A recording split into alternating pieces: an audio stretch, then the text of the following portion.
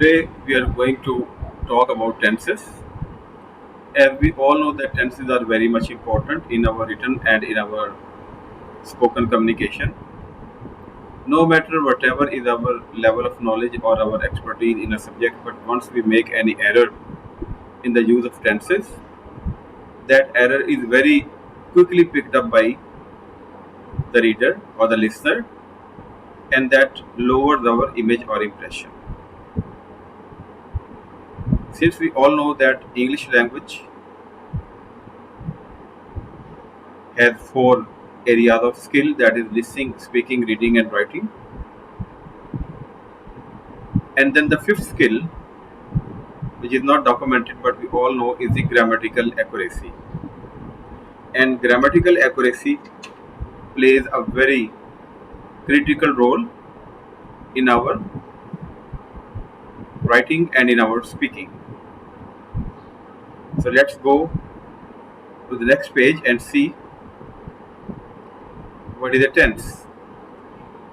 The only word which shows the meaning of tense or which represents tense in a sentence is, you can see in the red box, verb. Verb is the only word in a sentence that shows the time of the activity, whether it happened in the past or in the present or in the future. And it also gives us an idea about the completeness or incompleteness of an action. So verb is the tense basically in a sentence. Tense means time, and time is represented by the word verb. Verb shows not only the time but also the nature of activity and its completeness or incompleteness. Time is categorized into three categories: past, present and future. And then each category is subdivided into further four categories like indefinite, continuous, perfect and perfect continuous. So we can say that present indefinite, present continuous, present perfect and present perfect continuous. Past indefinite, past continuous, past perfect and past perfect continuous. So these are basically 12 tenses, three main categories and then taken into the subcategories. So we got 12 in number total categories. Here is the table, and in this table you can see there are 5 columns, and here you will get practice of the active voice of tenses. And the first column, there is tense, and then there is the category present, past and future, and then we have got the subcategories right in front of the word tense, that is indefinite, continuous, perfect and perfect continuous. Now what is indefinite, what is continuous, what is perfect and what is perfect continuous? We'll talk about these subcategories once we go through these tables. In the next video I will be talking about it. Present indefinite.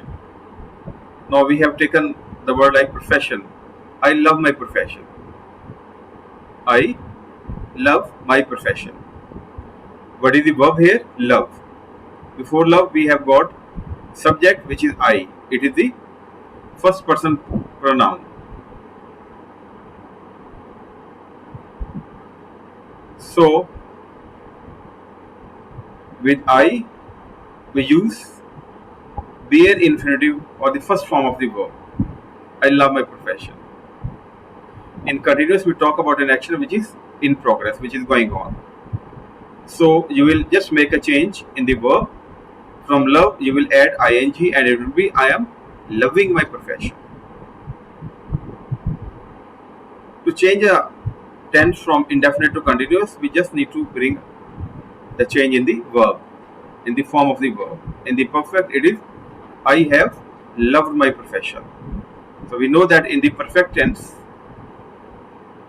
in the present perfect tense, we use has or have, and then third form of the verb. So it is I have loved my profession. Now perfect continuous is basically a combination of the previous two tenses, that is the perfect and continuous. So in perfect we use has have, but in perfect continuous we add been.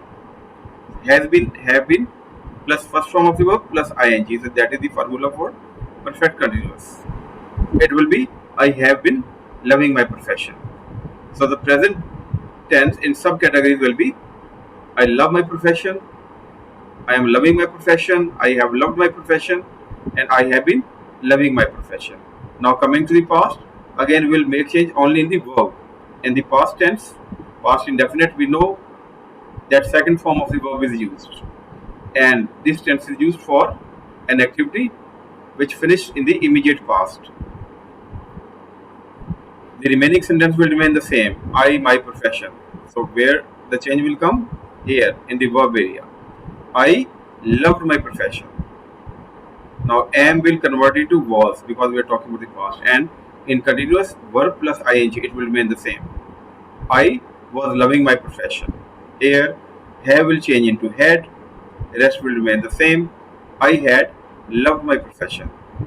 In perfect continuous again have will change into had and been will remain the same, and verb plus first form of the verb plus ing will also remain the same. I had been loving my profession. In future it will be I shall love my profession because we are talking about an activity which has to take place. There we use will and shall. So shall is used with the first person pronoun, whether it is I or whether it is we. So I shall love my profession. In continuous, I shall be loving. Now here you will add be, shall be, will be. So these two words are used in the future continuous tense. Rest it will remain the same in continuous form. I shall be loving my profession. Now here in future perfect, shall have and will have. And then third form, because with the use of has and have, in perfect tense we use third form of the verb. It will be I shall have loved my profession. And likewise in the previous categories, if we find out what is happening there, same will happen here except the use of the word shall. It will be I shall have been loving my profession. So these were the categories of the active voice. Now let's see if we have to convert the same table into passive voice, how the tenses will change and what will be the change in the subject and object placement in a sentence. In present, now here it was I love my profession. It will change it. My profession is loved by me. My profession is loved by me because we know that in passive voice, object my profession will come in the place of subject, and subject will go back to the position of object. So my profession is loved by me. Always we are using third form over here. In continuous, my profession is being loved by me. So what is the original sentence? I am loving my profession. It will convert into my profession is being loved by me.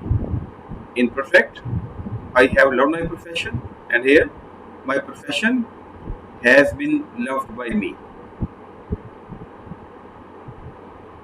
In perfect continuous, we cannot bring any further change into this one. So if this tense comes for I have been loving my profession, if this sentence comes to be changed from active into passive, so we'll say no change possible. In past, I loved my profession was loved by me.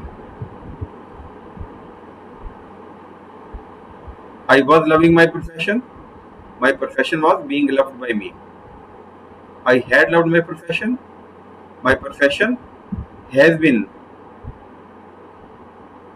it will be here had been. My profession had been loved by me. I will make a correction over here. It will be my profession had been loved by me. And in further perfect continuous, there will be no change. In future, my profession will be loved by me. Already it is there. I shall be loving my profession. It cannot be further converted into continuous. So there will be no change. And I shall have loved my profession. It will change to my profession will have been loved by me. Already perfect continuous, so we cannot change into any further tense. So I think that this activity might have helped you. Please go through these tables once you are able to understand, and when we will talk about how to make a present indefinite tense or continuous tense, or past or future indefinite continuous, and the remaining two subcategories of the tenses, things will be easy for you to understand. Thank you.